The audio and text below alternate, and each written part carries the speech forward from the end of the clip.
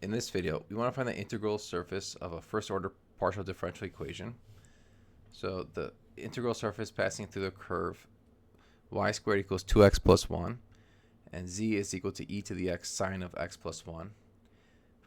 And we want to solve the partial differential equation y times the partial z with respect to x minus x times the partial z with respect to y plus 2xyz equals 0. The first step is to look at the characteristic system. The partial differential equation has the form a times the partial z with respect to x plus b times the partial z with respect to y equals c. So all we have to do is just move this over to the other side.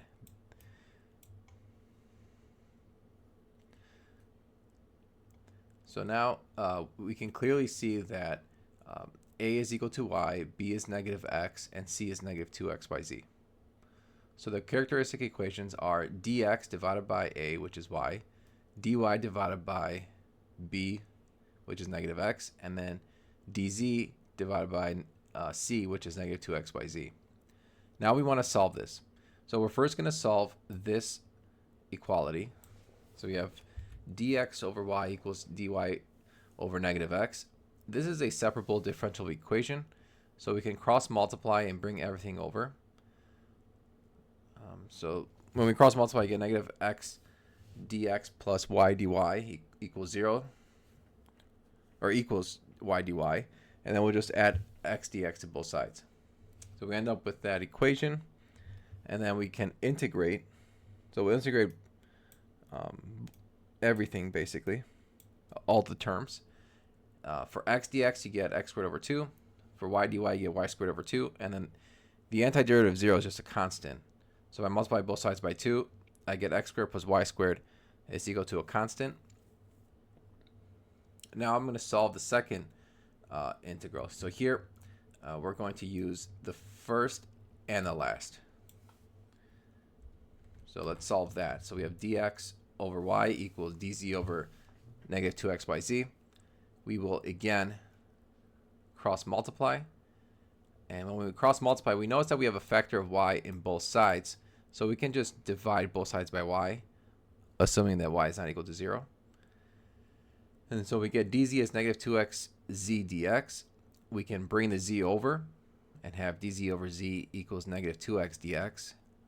Now we can integrate both sides. So 1 over z is just a natural log absolute value of z.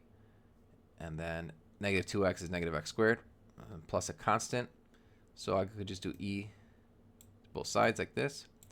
E to natural log z is just z. And then we have e to negative x squared plus the constant. But you can think of this as e to the negative x squared times e to the constant, which e to the constant is just another constant. So that's why we just have it in front here. So that's what z is. Now for the general solution, the two independent first integrals are c1 is equal to x squared plus y squared, and then c2 is z times e to the x squared. Hence the original solution, we have z e to the x squared equals f of x squared plus y squared. We can solve for z by multiplying both sides by e to negative x squared. And now we can determine f from the curve. So we have the curve y squared equals 2x plus 1, and z equals e to the x sine of x plus 1. So x squared plus y squared, that's going to equal x squared plus 2x plus 1. Because remember, y squared is 2x plus 1. So that's what this part is. And so this is going to just be, if you factor it, it's x plus 1 quantity squared. And now z e to the x squared, well, z is e to the x sine of x plus 1. So that's this part times e to the x squared. When you multiply e to the x with e to the x squared, it's e to the x squared plus x, and then times sine of x plus 1. But since we said that x squared plus y squared equals x plus 1 quantity squared, we'll let s equal x plus 1 squared. So then we have x squared plus y squared. Well, I guess if this thing is equal to s, then x squared plus y squared is also equal to s. And so s could also be x plus 1 quantity squared. So that's what we have over here, and then we just take the square root of both sides and get x plus 1 is equal to the square root of s. But we can also see that x squared plus x can be rewritten as the quantity x plus 1 squared minus the quantity x plus 1, which x plus 1 squared we said is s, and then x plus 1 is the square root of s. And so thus capital F of s is e raised to the s minus square root of s times sine square root of s.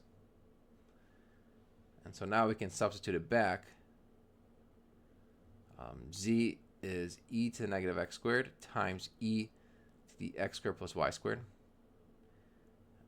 minus square root of x squared plus y squared times sine of square root of x squared plus y squared.